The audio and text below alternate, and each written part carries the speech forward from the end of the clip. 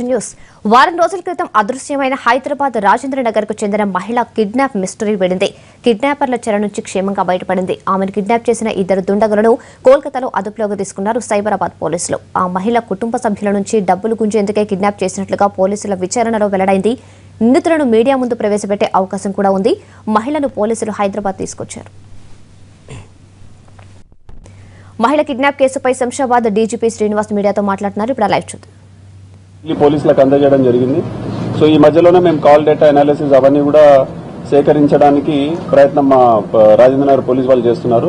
So వెంటనే ఈ pictures ఎవరైతే పంపించారో ఈ ఫర్దర్ గా పర్సూ చేసి అది చూడడానికైతే మాకు ముందుగా అది జెన్యూన్ పిక్చర్స్ లాగానే హస్బెండ్ కూడా భయపడ్డాడు. ఆయనకి కొద్దిగా అనుమానం ఉన్నప్పటికీ కూడా కొంచెం ఏదైనా జరిగి హాని కలిగి ఉంటుంది భార్యకు అన్నట్టుగా అనుమానించడం జరిగింది. సో దాంతో మేము వెంటనే స్పందించి ఒక టీం ఫామ్ చేసి వెరిఫై చేయడం జరిగింది. దీంట్లో ముఖ్యంగా ఎస్ఓటీ వాళ్ళ సహకారం కూడా తీసుకోవడం జరిగింది. మా ఒక SI Sudheer SI, nursing SI, తర్వాత ఎస్ఓటీ శివ, ఈ ఇద్దరు ఎస్ఐస్ ఈ కాల్ డేటా అనలైజ్ చేసిన తర్వాత మా రాజేంద్రనగర్ ఇన్స్పెక్టర్ ఉమేందర్, తర్వాత మా ఏసీపీ రాజేంద్రనగర్ గంగారెడ్డి వీళ్ళ నేతృత్వంలో 2 టీమ్స్ ఫామ్ చేసి దీనిలో కాల్ డీటెయిల్స్ అన్ని కూడా అనలైజ్ చేసిన తర్వాత ఆ పిక్చర్స్ కూడా డీటెయిల్ గా చూసిన తర్వాత దాంట్లో కొంచెం అనుమానం ఉన్నప్పటికీ కూడా వాస్తవం ఉన్నదనే మేము ముందుకు పోవడం జరిగింది.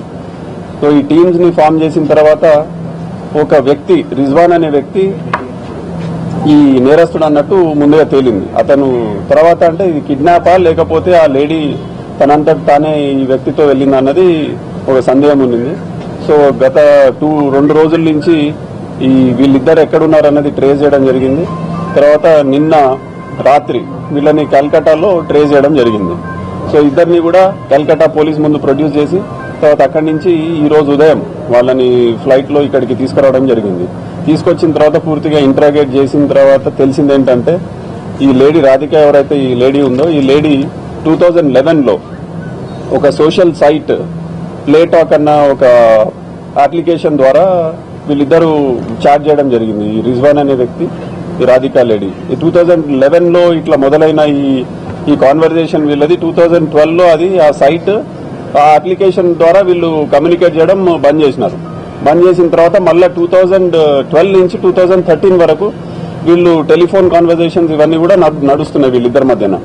తర్వాత ఇది ఫోన్ కాన్వర్జేషన్స్ కాకుండా వాట్సాప్ ద్వారా కూడా వీళ్ళు టచ్ లో ఉన్నారు. ఎట్లా పరిచయం అయ్యాడంటే ఈ లేడీకి ఇతేషామ్ అనే ఒక పిక్చర్, ఇతేషామ్ అనే అతను పిక్చర్ పెట్టి ఇతను నేనే రిజ్వాన్ అన్నట్టు ఆ లేడీకి చూపించి సో ఆ లేడీ ఆ పిక్చర్ వాడిది చూసి అట్రాక్ట్ అయ్యి వాటితో కమ్యూనికేషన్ ఇవన్నీ కూడా ఈ ప్రొలాంగ్ చేయడం జరిగింది. గత 3-4 సంవత్సరాలు వీళ్ళిద్దరి మధ్యలో కాంటాక్ట్ మధ్యలో లేకపోయినా సరే ప్రొలాంగ్డ్ కాంటాక్ట్ 2015 ఏ రోజైతే వీళ్ళిద్దరు కలిసి వెళ్ళిపోయినారో ఆ రోజు వరకు కూడా కాంటాక్ట్ లోనే ఉన్నారు. సో కొంతకాలం తర్వాత ఈ లేడీ వీళ్ళిద్దరు కలిసి ఈ కాన్వర్జేషన్స్ లోనే పెళ్లి చేసుకోవాలని నిర్ణయించుకున్నారు. సో పెళ్లి చేసుకోవాలని నిర్ణయించుకున్న తర్వాత ఒక ఫ్రైడే అంటే 4th వీళ్ళిద్దరూ ఒక టెంపుల్ దగ్గర కాలా హనుమాన్ టెంపుల్, వీళ్ళదేమో నేటివ్ ఆఫ్ ఉప్పర్పల్లి రాజేంద్ర నగర్ ఈ అమ్మాయిది. సో దానికి దగ్గరలోనే అత్తాపూర్లో ఒక టెంపుల్ కాలా హనుమాన్ టెంపుల్ ఉంటే అక్కడ ఇద్దరు కలిసినారు. కలిసిన తర్వాత ఈ వ్యక్తిని చూడంగానే అమ్మాయి ముందు షాక్ కి గురైంది. అంటే నేను చూసిన వ్యక్తి వేరు సైట్ లో, కానీ ఇది యాక్చువల్ గా వచ్చిన వ్యక్తి వేరు అన్నది ఆమెకు అర్థం కాలేదు. బట్ కొంతసేపు అయిన తర్వాత డిస్కషన్ తర్వాత ఇద్దరు కలిసి ఎలోప్ అయిపోదామని నిర్ణయించుకున్నారు. అంటే ఇద్దరు కలిసి పెళ్లి చేసుకుని ఎక్కడికైనా దూరంగా వెళ్ళిపోవాలన్నది నిర్ణయించుకున్నారు. సో ఇద్దరు కలిసి ఆ రాత్రి ఎంఎస్ మక్తా ఖైరతాబాద్ దగ్గర ఎంఎస్ మక్తా కాలనీలో ఉన్నారు అదే రాత్రి. ఆ తర్వాత నెక్స్ట్ డే ఇట్లా పోలీసులు కూడా వీళ్ళ గురించి మళ్ళీ ఎక్కడన్నా వెతుకుతారేమో అని చెప్పి భయపడి అక్కడి నుంచి కటక్ వెళ్ళిపోయినారు. కటక్ వెళ్ళి కటక్ లో కూడా అక్కడ వీళ్ళిద్దరు ఐడెంటిటీస్ లేనందువల్ల అక్కడ కూడా చాలా చోట్ల పోలీసు వాళ్ళు వీళ్ళకి మన హోటల్లో ఎవరు కూడా వీళ్ళ అకామిడేషన్ ఇవ్వలేదు. సో అక్కడి నుంచి మళ్ళీ వీళ్ళు ఏదో ఒక దగ్గర మొత్తానికి రిక్వెస్ట్ చేసుకుని ఒక నైట్ గడిపి ఆ నెక్స్ట్ డే కల్కటాకి వెళ్ళిపోయినారు. సో కల్కటాలో వెళ్ళిన తర్వాత ఈ మధ్యదారులు 20,000 రూపాయలు ఇతను ఈ రిజ్వాన్ దగ్గర ఉంటే అదంతా ఖర్చు అయిపోయింది. ఆ ఖర్చు అయిపోయిన తర్వాత ఇంకా డబ్బు లేకపోతే వీళ్ళు ఇద్దరు కలిసి ఒక ప్లాన్ వేసినారు. హస్బెండ్ దగ్గర డబ్బు ఏదో రకంగా ఎక్స్టార్ట్ చేయాలని చెప్పి ఒక ప్లాన్ వేసి 3 లక్షల రూపాయలు డిమాండ్ చేసినారు హస్బెండ్ ని. సో హస్బెండ్ దగ్గర 3 లక్షలు లేనందువల్ల మా దగ్గరకు వచ్చి అప్రోచ్ అయితే మేమే అతని ద్వారా కొద్దిగా అంటే for the process of keeping ఈ ట్రాక్ మెయింటైన్ చేయడానికి ఒక 10,000 రూపాయలు జమ చేయించిన మా హస్బెండ్ చేత అకౌంట్ లో. సో అతను అకౌంట్ నెంబర్ కూడా ఇచ్చాడు, ఎక్కడ ఉందో సరే అతను కూడా ట్రాక్ చేస్తున్నాడు. అంటే పోలీస్ వాళ్ళు కూడా అతన్ని ట్రాక్ చేస్తున్న అనుమానంతో కొన్ని సిమ్స్ కూడా చేంజ్ చేసి దాంతో మాట్లాడుతున్నారు.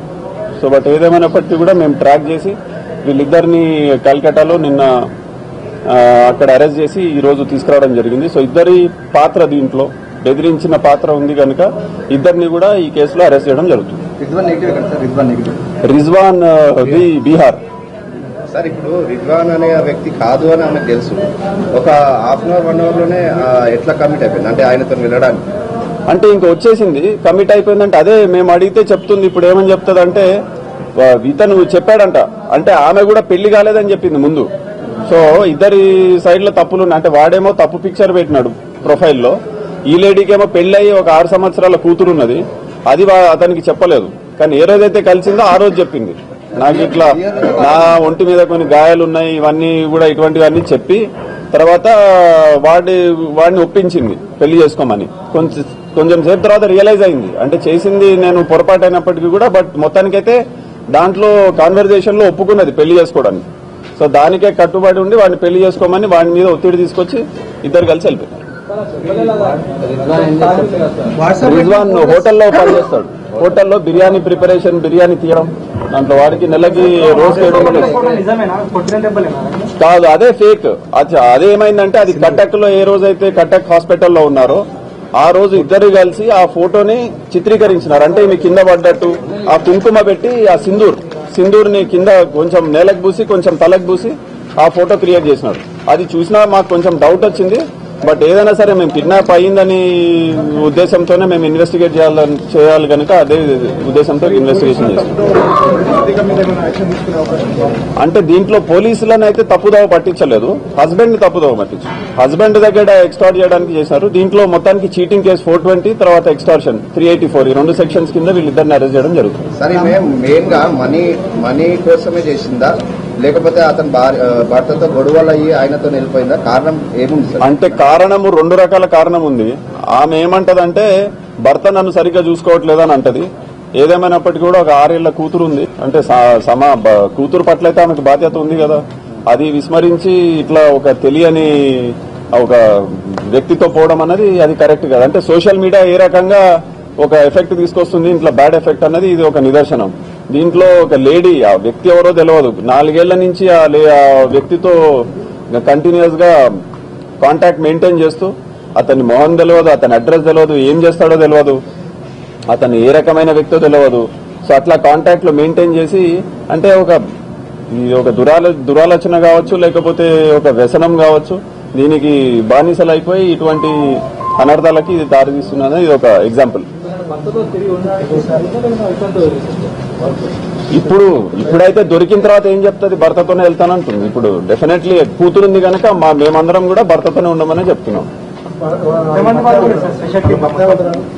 ఇప్పుడు మా 2 ఎస్ఐలు సుధీర్ అండ్ శివ 2 ఎస్ఐలు వెళ్లారు. తర్వాత ఇదే కాకుండా మా రాజేంద్ర నగర్ పోలీస్ ఇన్స్పెక్టర్, తర్వాత ఎస్ఐస్ కూడా దీంట్లో గత 3 రోజుల నుంచి ఇటువంటి ఒక కేసు మీద ఇంత పోలీసు వ్యవస్థ టైం స్పెండ్ చేయడము, ఆ తర్వాత డబ్బు, ఇంతమంది ఇక్కడి నుంచి ఫ్లైట్ లో పోయి మళ్ళీ వీళ్ళందరినీ ఫ్లైట్ లో తీసుకురావడం అన్నది అసలు క్రిమినల్ వేస్ట్ ఆఫ్ మనీ.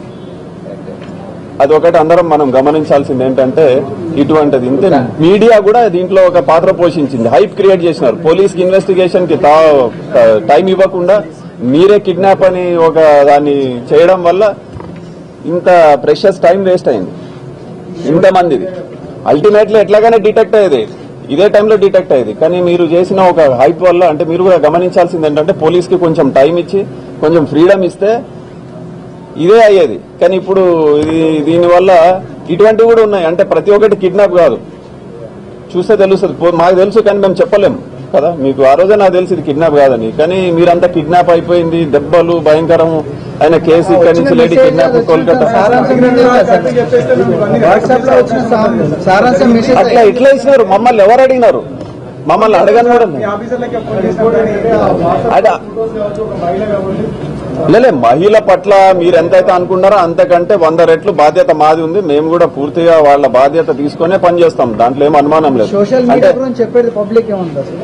చెప్తున్నా, ఈ సోషల్ మీడియాలో ఇది అదే చెప్పినాను. ఇప్పుడు ఈ సోషల్ మీడియాకి సంబంధించి కొన్ని సైట్స్ ఉన్నాయి. ఈ సైట్స్ లో ఏంటంటే ఆ వ్యక్తి ఎవరన్నది తెలియకుండా ఈ రోజుల్లో చాలా మంది అమాయకులు, అంటే ముఖ్యంగా అమ్మాయిలు చాలా మంది దీంట్లో ట్రాప్ అయిపోయి బలవుతున్నారు. అంటే పెట్టేది ఒకటి, షారుఖ్ ఖాన్, ఇమ్రాన్ ఖాన్ ఈ టైప్ పిక్చర్స్ పెడుతున్నారు.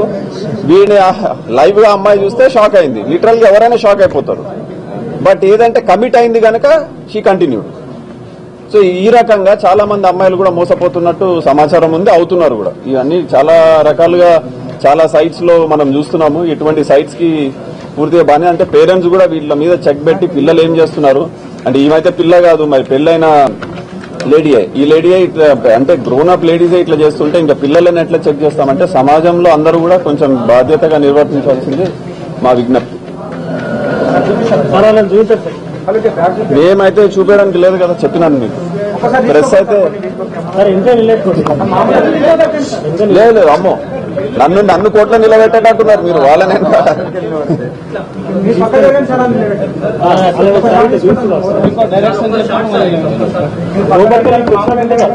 వాళ్ళు తీసుకొని అక్కడ తీసుకెళ్తారు.